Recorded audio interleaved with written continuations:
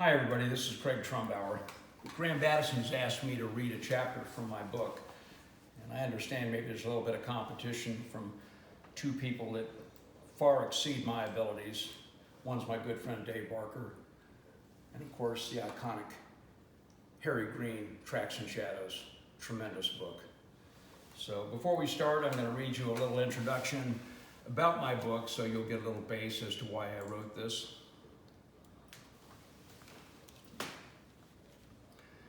Before we start, it is necessary to define snake hunting in this book as snake collecting.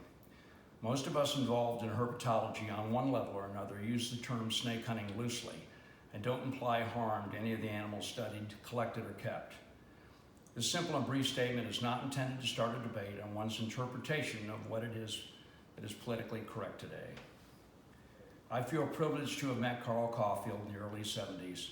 Through his legendary book, Snakes and Snake Hunting and the Keeper and the Kept, he became a silent mentor of sorts to me and many others in my generation who share this passion and fascination for all things snakes.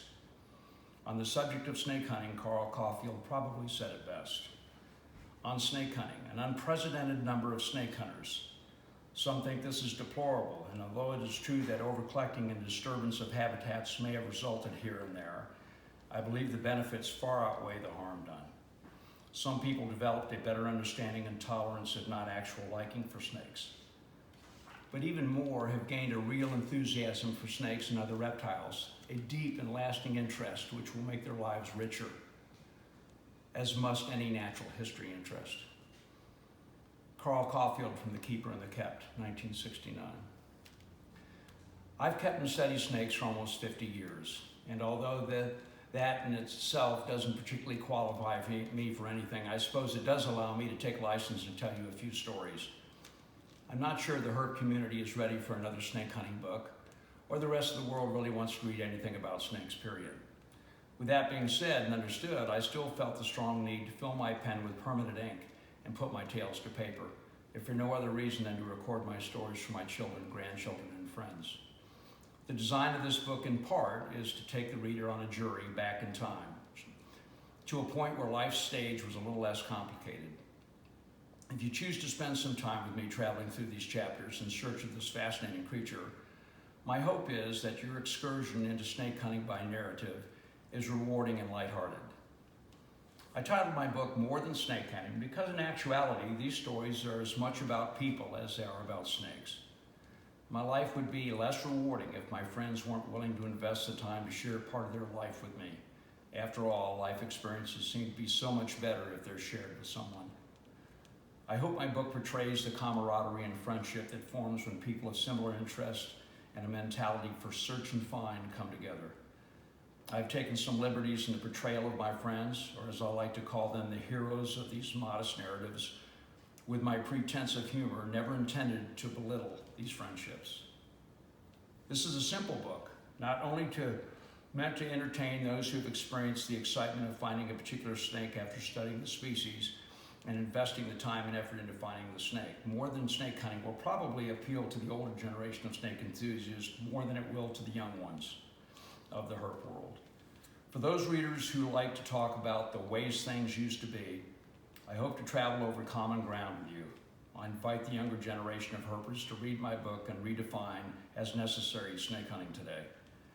The common denominator between us old farts and you young guys is our passion for snakes. More Than Snake Hunting will probably not teach you much, and certainly isn't a textbook in herpetology. But if you find yourself laughing a little and having the sudden desire to go find a snake, then maybe this book will be a worthwhile read. The stories we tell are not always about the successes in life, but rather the efforts and time spent in pursuit of finding a pulse in our soul. Let me flip forward. I'm going to read you a chapter in my book. It's a very personal chapter, and I hope I can make it through this. Very difficult for me to write, but necessary for my family. And let me say, the intent to write this book was really for my family and my children and grandchildren, to talk a little bit about family and the things I've done in my lifetime. And early on, Bob Ashley took an interest, read a couple chapters, and told me he wanted to publish the book. So Eco Publishing and Bob Ashley, thank you so much for giving me this opportunity. Okay, so holding the camera is my daughter-in-law, Donna Trumbower from Australia, who speaks a quirky combination of the Queen's English and the Aussie Outback verbiage. And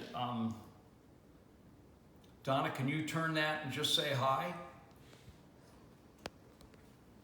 Hi guys, nice to meet you. G'day, top of the morning to you. Okay, let me get to nothing better than someone ill-prepared. Okay.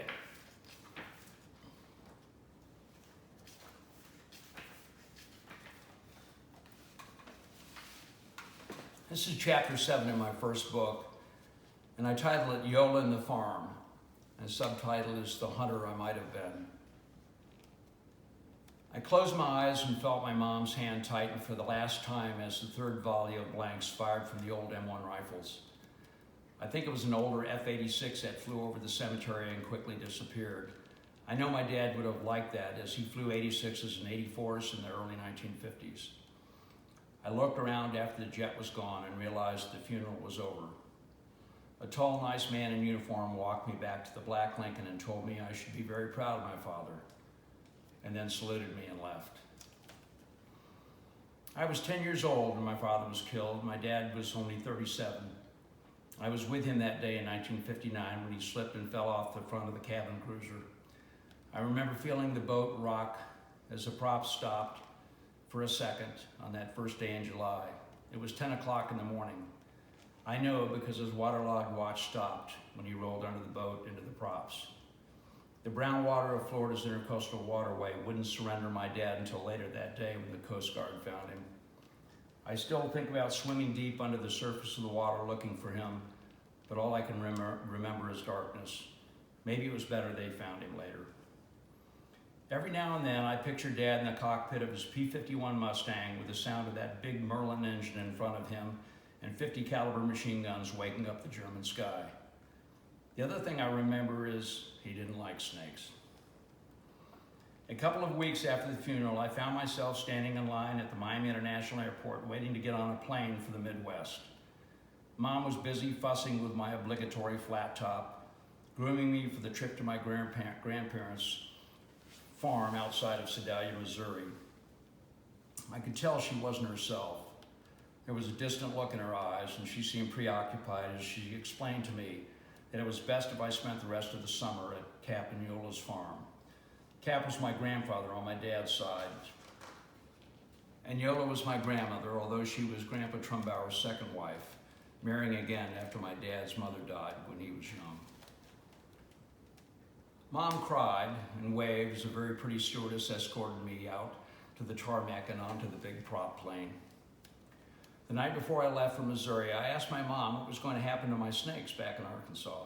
She smiled and promised me that she would bring them to Fort Lauderdale and I could keep them in our new house. This was great news for me because back in Little Rock, at Little Rock Air Force Base, I was forced to hide my 2 pet snakes in our utility room. My dad hated snakes, hated them. His answer for anything that crawled on its belly was a .45 caliber slug.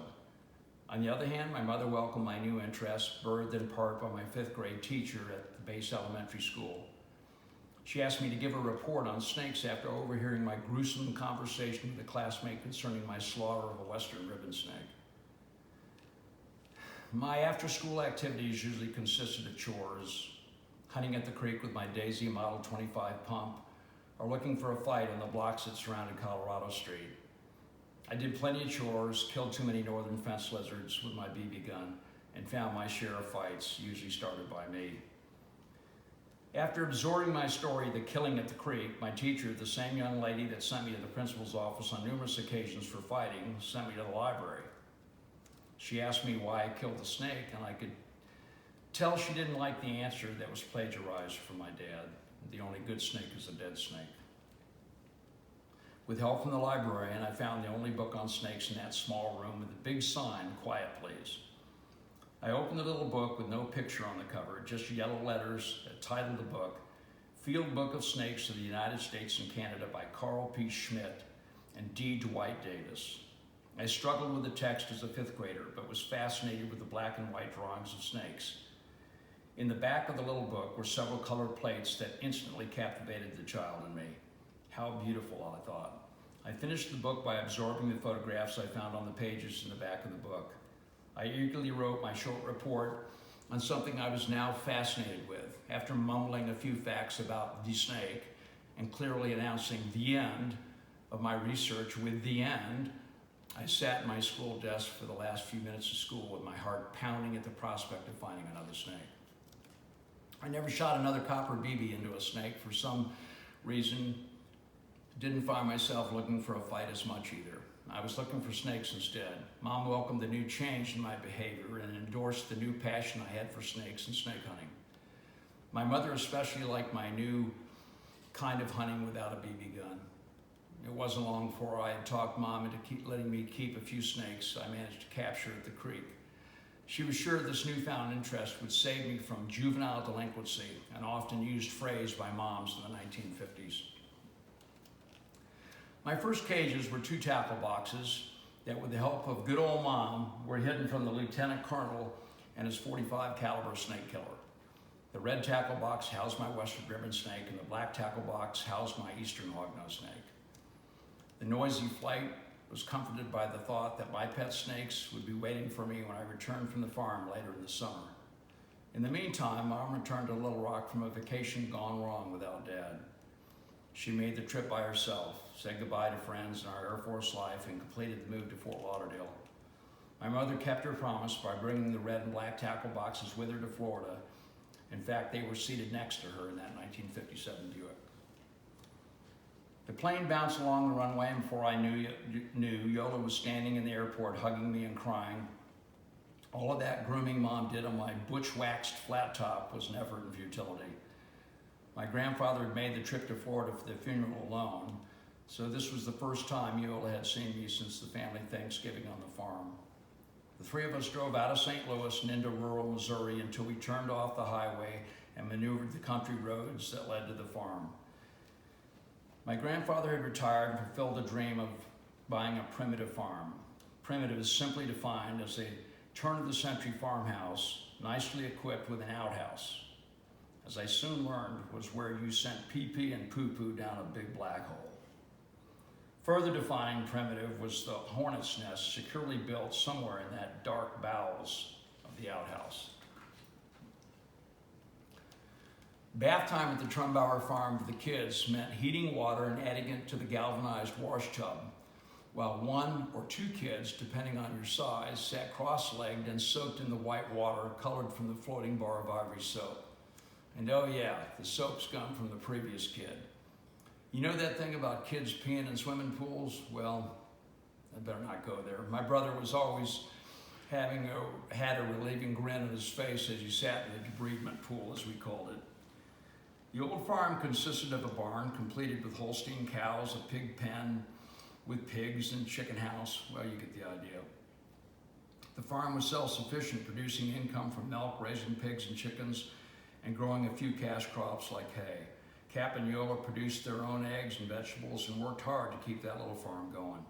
This was especially meaningful in light of the fact that Grandpa Trumbower, Cap, short for captain, was retired from the Army, and Yola was a registered nurse. Not exactly career paths that prepare you for farming. I felt the strong hand shaking me as I tried to figure out where I was. Come on, time to get up. I could barely make out Cap's figure in the dark room. What time is it, Grandpa? Time to get up. We have chores to do. I looked at the old clock next to the bed, and the little hand was pointed at a very unfamiliar number. I had some cereal and followed Cap to the barn to watch him fit the automatic milking harness on the first of a small herd of Holsteins. Yola was busy feeding the chickens and pigs, and before you knew it, we were eating breakfast again, only this time it was bacon and eggs. There was stuff to do all day, and by the time you finished dinner, you wanted to go to bed. I figured out later this was a good plan for a 10-year-old who had just lost his dad. It wasn't all work. After a few days, the workload lightened up enough for me to spend my afternoons hunting in the lower pasture. Cap had given me an old .22 caliber rifle and a box of .22 shorts not long after arriving at the farm.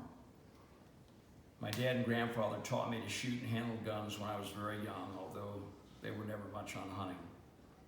Cap had put together a rather astonishing, by today's standards, gun collection through the years, which included flintlocks, carbines from the 19th century, and machine guns. My favorite rifle was a Winchester .32-40 that I learned to shoot with as a kid along with a 12-gauge Remington pump. The gun collection was neatly kept in the attic, except for times like Thanksgiving when all of the men and boys would go down to the barn and squeamishly fire some old rifle that hadn't been fired for years. We all agreed that the coolest thing in that attic was a Browning water-cooled machine gun. I'm sure that given it was fully operational, owning it probably wasn't legal. A few afternoons passed by that time. And by that time, I had amassed a pile of dead animals consisting of cottontails, woodchucks, squirrels, and a number of birds. I remember one afternoon I had just shot a mockingbird and went to retrieve it from under an oak and found the bird alive with a damaged wing. I wasn't prepared to deal with the pain and injury I caused as a 10-year-old. I suddenly found myself feeling sorry for the mockingbird and hiked back to the farmhouse with the bird wrapped up in my old Davy Crockett shirt. Yola met me at the porch, hands on her hips, dressed in a cotton dress covered in part by a colorful apron. "What you got there, Davy?" Yola asked, with her Midwestern accent stressed by the concern in her voice. I unfolded my shirt and showed her the bird. "Did you shoot it?" "Yes, ma'am." "Why?" Yola looked at me with the same concern in her eyes that I had heard in her voice. "Why are you killing all these animals?" I looked at the bird and started crying. "Is it gonna live?" She took the bird from my shirt and looked at the bloody wing. "Nope, I don't think so." I looked at Yola as she sat down on the side of the old porch and said, "Come here." She took the .22 out of my hand and said, "Come sit here next to me." I cried for a long time. I cried slobber knockers and then cried some more. I hadn't cried at the funeral. I don't remember crying from the time I realized I couldn't find Dad in the water until now. My head was buried in Yola's apron. I can still remember the smell of the old cotton and Yola's hand on the back of my sweaty neck. It was 1959, and death wasn't explained very well to boys like Craig and Rick. In fact, I don't remember anyone asking us any questions about how we felt.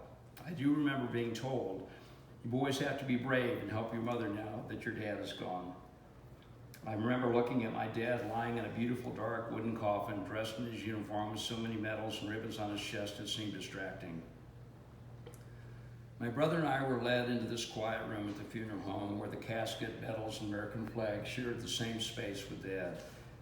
As the big doors closed behind us, we were told to spend some time with your father.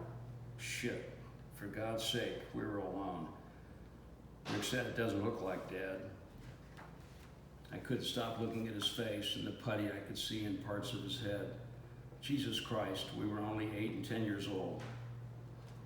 Somehow all the anger, confusion, and pain made its way to a little farm in Missouri where it was channeled through the hot barrel inside of an old .22 caliber rifle. I left some of those feelings in that pretty apron of Yola's as we sat on the front porch that summer day. The mockingbird died that night and inexplicably became intertwined with my father's death. I was never much of a hunter after that.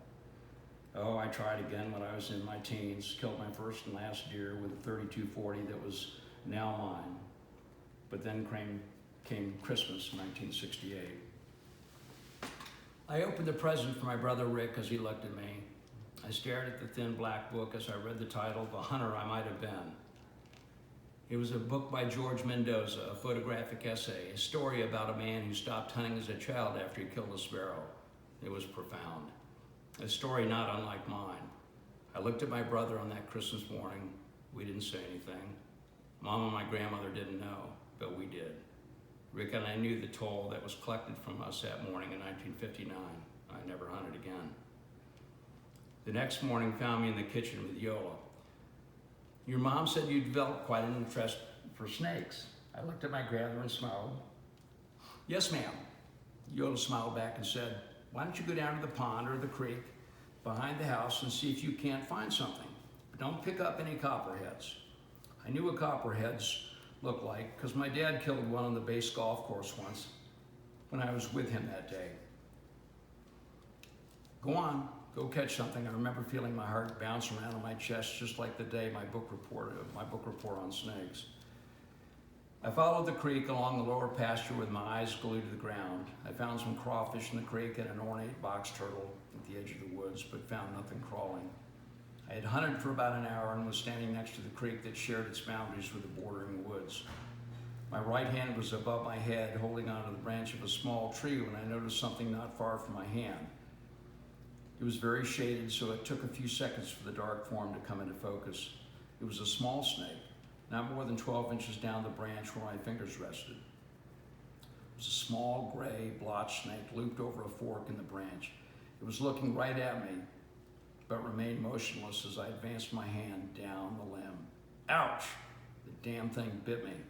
I was already cussing pretty good by 10, even though much of my punishment of the King's English wasn't spoken out loud. I just experienced my first snake bite, despite the fact it didn't do anything except scare me in my bladder. It was a close call, but I managed not to pee.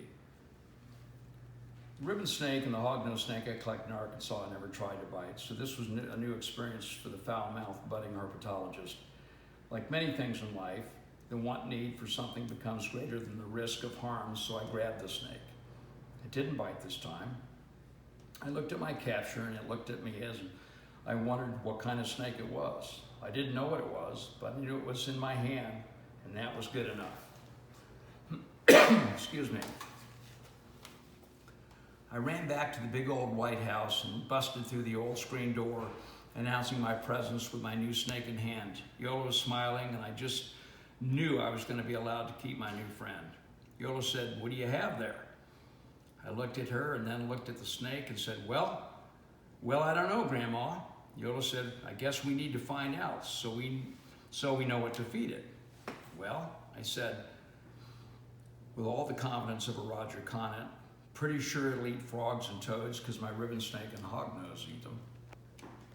I didn't know then, but I know now Yola was truly a woman of science. She looked at me and said, "Well, you know, some snakes eat mice and rats." I thought about it for a minute and said, where do we get mice and rats?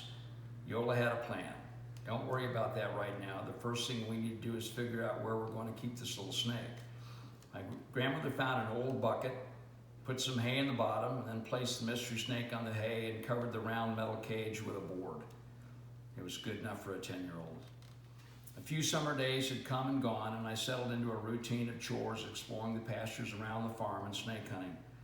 I hadn't found anything since my efforts down at the creek paid off with the discovery of my new pet. One afternoon, I walked into the kitchen after snake hunting at the creek and noticed 2 books lying on the kitchen table. I've had a lot of time to review in my mind the events that took place on those summer days in 1959. I'm not sure where those 2 books came from, but I'm relatively sure they were library books.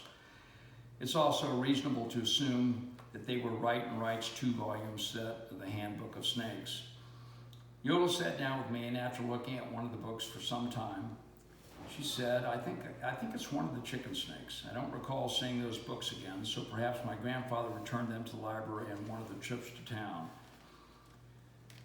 A couple days later, I was helping my cousin Butch put hay bales in the barn when I noticed something on the surface of one of the bales. Under the bale strings was a very flattened and very dead snake. I pulled the carcass out from under the strings and stared at it for some time. When I showed Cap, he smiled and said, "Probably more of those down in the hayfield." I rode on the flat hay wagon pulled by my grandfather's farmall tractor. I think it was a farmall because it was bright red.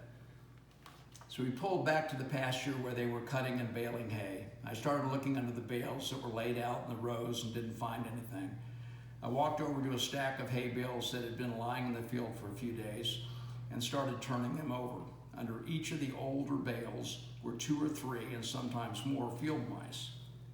After turning several bales, I found another dead snake cut in half that looked just like the dead one I found in the barn. A couple more turns and there it was, coiled neatly under the hay bale, lifted slightly by the cut grass, was a beautiful, light gray-brown snake with tan blotches. It was very different looking than the little gray chicken snake I had back at the house. I picked up the shiny snake and ran back to the hay wagon where Cap, Butch, and another man were loading up the hay bales on the wagon. Look, you were right. I was soon dismissed from my chores in the field and back at the house to show Yola, the now curator of reptiles at the Trumbower farm. We didn't know what it was, but it got a bucket too. The very next day, I heard Yola call me from outside. I could see her looking at something by the chicken house, and it was a matter of seconds before I was bent over next to her looking. I was in awe and a little fearful of what was stretched out in front of us. The chickens were making lots of noise announcing their intruder, but the snake lay motionless, a perfect series of S-curves crinkled in the ground. A polished black color separated the intruder from the pale chicken peck sand with stark contrast. An occasional flick of the tongue reassured Yola, myself, and the nervous chickens that the unwanted guest was very much alive. I think that's the biggest one I've ever seen. Yola continued to speak in a low tone and said, I know this one. I answered in the same tone, what is it? Without looking at me, she said, a pilot black snake. I reached out and touched the big snake's tail and immediately was greeted by a curious turn of the head and a gapped mouth. As I took my hand off its tail, the S-curve started elongating, and what was center stage only a second before was now moving left of center and into the chicken house. Yola grabbed a burlap sack hanging on the fence and threw it over the snake, and before she could say anything, I seized the moving black tail and pulled backwards until snake met boy. I stumbled backwards with more determination than fear, and in an instant was holding what I was sure at the time to be a 10-foot snake. As that same boy traveled in time from the 1950s to the 60s and the 70s and so on, the story of the 10-foot pilot black snake became one of 9 feet, and 9 became 8, and 8 became 7, and through the decades it finally settled into the comfortable length of a 5.5-foot black rat snake.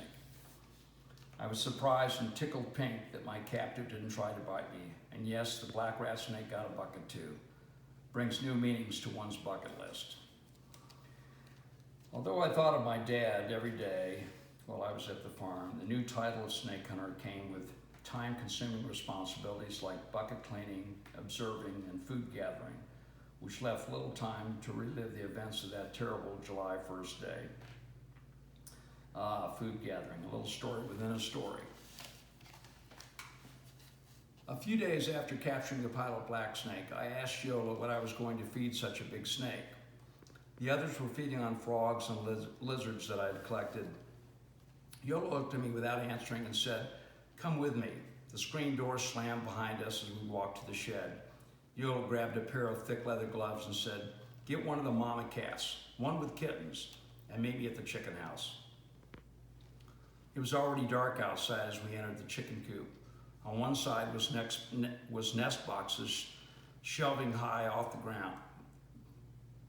Nest boxes and shelving high off the ground. The shelving was a series of slats provided a place for the chickens to roost. On the other side of the chicken house was a row of round galvanized poultry feeders filled with feed. The words, "Don't walk on that side because splat. You'll scare the chickens and they splat." The light came on. I dropped the cat and stared at my grandmother as she started laughing and finished, "Might poop on you." I didn't have a shirt on because it was late summer and the house was hot. And now my back was extra hot with the addition of fresh chicken shit. While Yola wiped my back off, the mama cat was already sniffing on one of the feeders. Yola put the big gloves on, looked at me and said, "Okay, here's the plan. You're going to lift the feeder up and I'm going to try to catch a mouse or two. If I don't, the cat will." I lifted the galvanized tray off the floor and all hell broke loose. Yola was slapping and squealing like a little girl. Oh, it was like she was running in place. And that cat was amazing. There were literally dozens of mice under the feeder, and they went everywhere, up legs, down legs, left, right, and around in circles. The cat lunged and quickly sucked one into her jaws, while Yola, not expecting a rodent convention of any kind, slapped everywhere except where the mice were, and I fell backwards into yet more chicken shit. At least this time it was dry. Yola managed to grab 2 mice from under each of the cat's front paws. As Yola threw the mice into a tall bucket, the cat started to run, and I started to chase her. When Yola said, "Let her go. She can have one in her mouth. That way she'll hunt with us again." Yola looked at me with a look of someone who had a major case of the creeps and said, "Now you know how it's done. It's all yours, kiddo." There was rumbling in the bucket, and then quiet. The mice never knew what hit them or what ate them. A couple of more weeks passed, and in a short while, the summer of '59 had become one of discovery and recovery. After fishing one day on Cap's Pond, I discovered finding garter snakes was more fun than fishing for bluegill. I was quickly introduced to one of the anti-predator behaviors of garter snakes. This disgusting behavior, avoiding a rather large volume of cloacal secretions, was quickly learned by picking the damn things up. One night, while eating dinner after an afternoon at the pond, contorted facial expressions at the dinner table soon gave way to, "What is that smell?" Only Yola smiled when she said, revealing the source, "Craig, go wash your hands and change your shirt, please." The following Saturday morning, after a drive into town, Cap stopped the car long enough for me to run down to a large stream bed and look around for a few minutes. There was an old fishing path that descended from the bridge to the water. I ran down to the edge of the stream and immediately spooked a water snake off its sun-drenched rock. I yelled at my grandfather, "A snake! I saw a snake!" I started walking the edge of the water, every so often jumping to the larger rocks near the middle of the stream. I was standing on one of those smooth rocks when I saw a small snake swim to the water's edge and disappear under another rock. I jumped ashore and lifted the rock, and there he was, banded and reddish-brown in color. I thought to myself, I know what this snake is. It was just like the snake I saw in Florida when Dad took me fishing a couple of days before he died.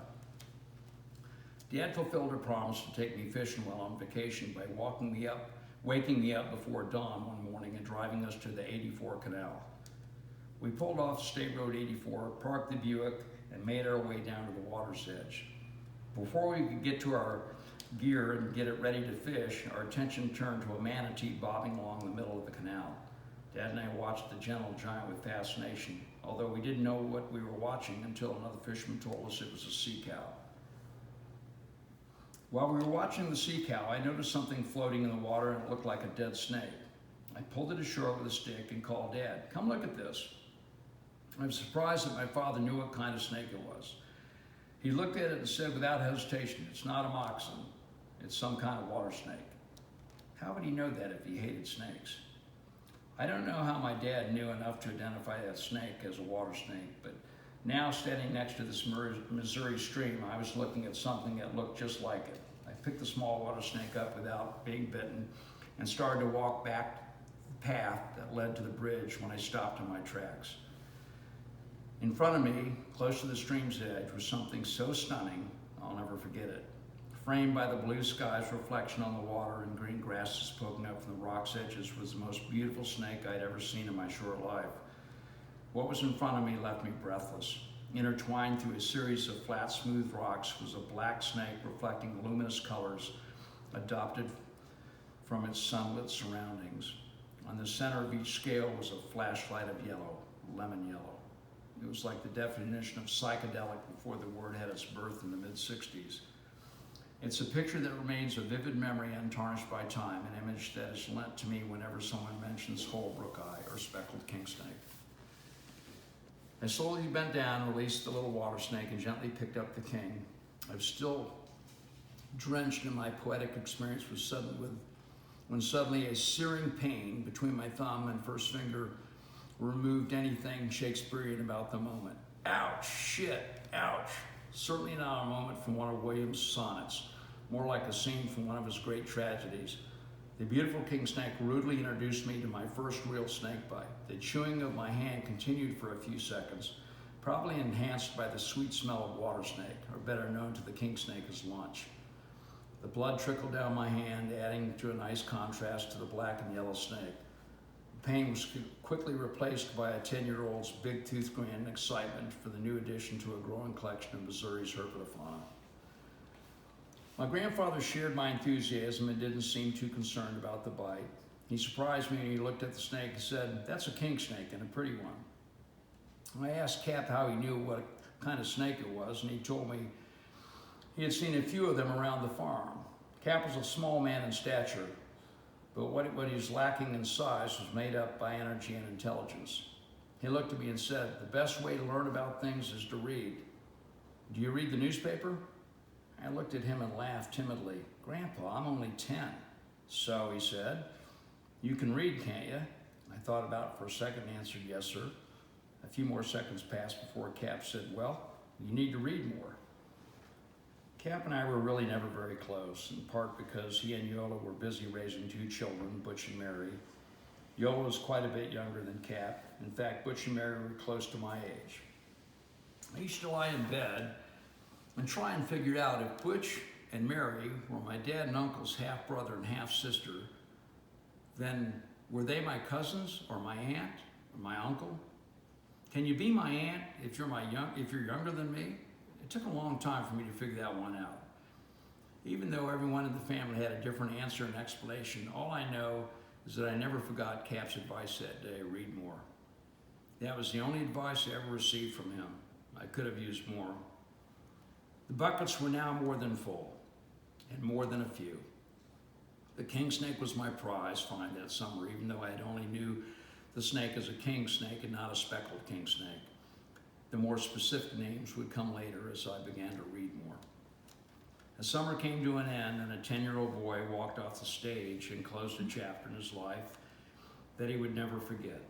On the trip back to the airport, he remembered that day in the funeral home when he and his brother were told, "You boys have to be brave and help your mother now that your dad's gone."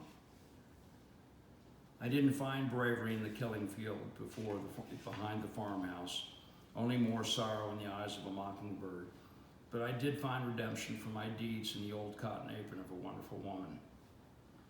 The stage that stretched across a Missouri farm, from the front porch to the cow pond and across the creek to the hayfield, didn't necessarily define me as a 10-year-old.